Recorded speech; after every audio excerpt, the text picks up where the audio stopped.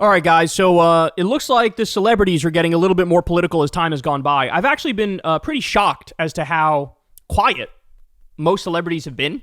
It's surprising only because the second Trump regime here has been an even bigger horror show than the first one.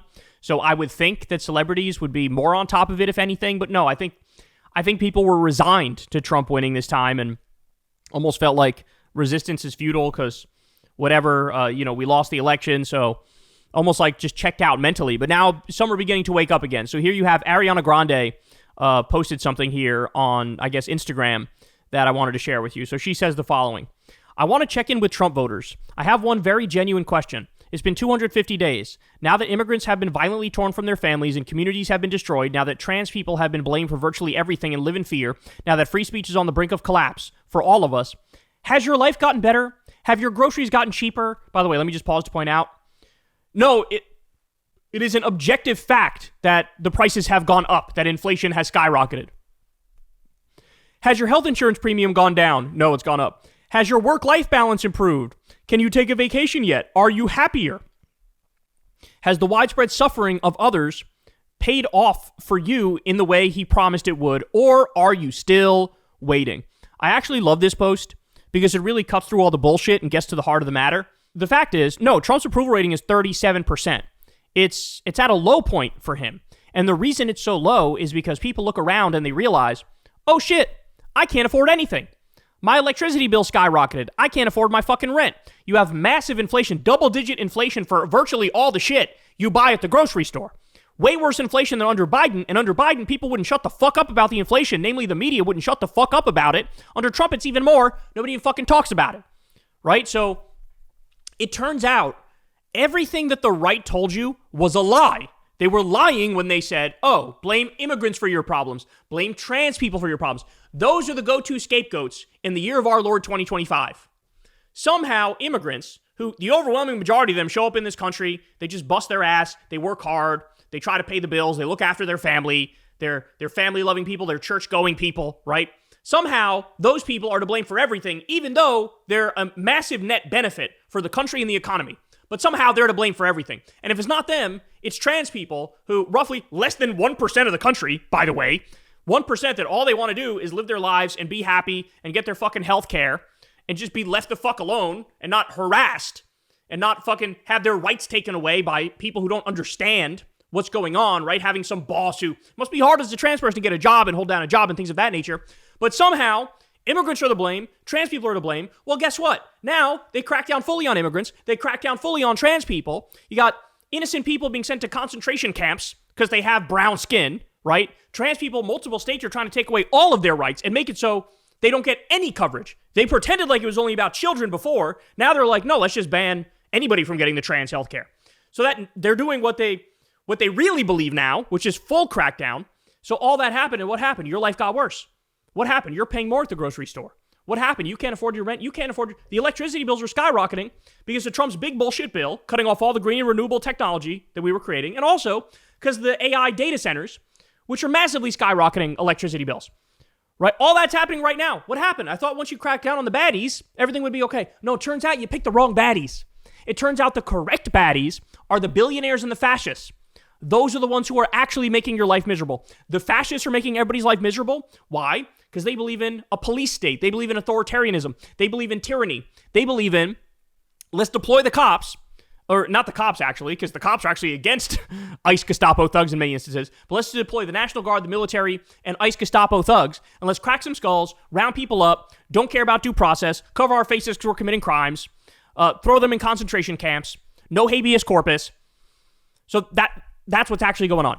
That's what's actually going on. So I forgot where I was going with that rant, but the bottom line is the fascists are the problem and the billionaires are the problem. The billionaires are the problem for obvious reasons. I mean, these are the people who've bought our government. These are the people who've rigged our laws. They seem to always get their subsidies and always get their tax cuts, no matter what the fuck is going on in the country. But your Medicaid gets cut, your Medicare gets cut, your Social Security gets cut, right? Whatever, from the social safety net, whatever you need gets cut. The minimum wage hasn't gone up in forever. Union density is going down, down, down. So They've rigged the rules. They've rigged the laws. The government represents them. It doesn't represent you. The problem are the billionaires. The problem are the fascists. And this really cuts through to the heart of the matter, which is what happened. They cracked down on the people they said were the problem, and your life didn't get better. It's almost like they weren't the fucking problem. It's almost like they weren't the fucking problem. All right. But they responded. Ready? White House rages at Ariana Grande for questioning Donald Trump's success.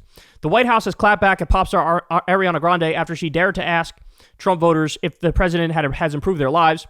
Grande shared an Instagram story on Sunday by podcast host and makeup artist Matt Bernstein to her 373 million followers. Bernstein posed the question to Trump voters that after 250 days in office and following countless ICE raids on immigrants and anti-trans commentary and attacks on free speech, who would say their life had improved. After quoting one of her hits, Save Your Tears, in a statement to the Daily Beast, White House spokesman Kush Desai hit back at the Wicked star. Save your tears, Ariana, because President Trump's actions ended Joe Biden's inflation crisis and are bringing in trillions in new investments. See, this is part of the problem, right? The right ideologically is committed to lying about everything. I'm not even exaggerating. So far, the response to Ariana has said one thing, and it's completely false, right? It's one fucking sentence, completely false. So the idea that he's bringing in trillions in new investments, not true. The opposite's happening. In fact, factories that were going to come here are now not going to come here because of the trade war. So it's the exact opposite of the reality. And to say Biden's inflation crisis has been fixed, it's literally the opposite. His inflation is worse than it was under Biden. They don't care. This is what I mean, guys. When I say that we're dealing with a right-wing postmodernist president, that's what I mean. Is like postmodernism can be defined by there is no belief in objective truth and empirical reality and enlightenment. You believe in, it's like a post-truth world. It's we make up our own truth. It's not the truth, it's my truth. And if I insist on my narrative, then I could just convince everybody through force of will that my narrative is true, even though it's not. And look, to an extent that can work, but then eventually reality always catches up. And I think now people are just furious because their lives actually aren't getting better. So he's trying to bullshit his way through it. It's not going to work. Desai also referenced the U.S. Federal Trade Commission lawsuit against promoter Live Nation and its ticketing arm, Ticketmaster, for allegedly inflating the price of tickets for live concerts in the secondary market. I love how they're acting like, oh, that's fixed. No, the fuck it's not. Trump even signed an executive order just like magic that paved the way for the FTC to crack down on Ticketmaster for ripping off Ariana Grande's concert-going fans, Desai said, adding, get well soon, Ariana. Guys, there was just a video the other day of the CEO of Live Nation or Ticketmaster or whatever, saying like, oh, we're going to raise prices because there's a lot of room for the prices to go up. So what the fuck are you talking about? He does this like fake virtue signal executive order. Nothing comes of it. They raise prices and they take credit as if they fucking did anything. The Daily Beast has contacted Ariana Grande's representatives for comment. It is not the first time Grande has called out Trump online. When Trump signed an executive order in January to recognize only male and female sexes, Ariana Grande posted a message that read, we're bracing ourselves for what these extremists will try to do next. That's exactly right.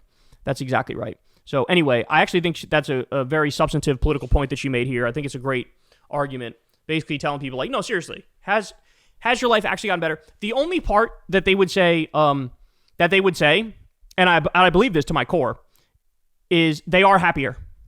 And they would say they're happier, but the ones who say that are saying it because they are committed ideological fascists. And so they take genuine joy. They take sadistic glee out of the pain of others.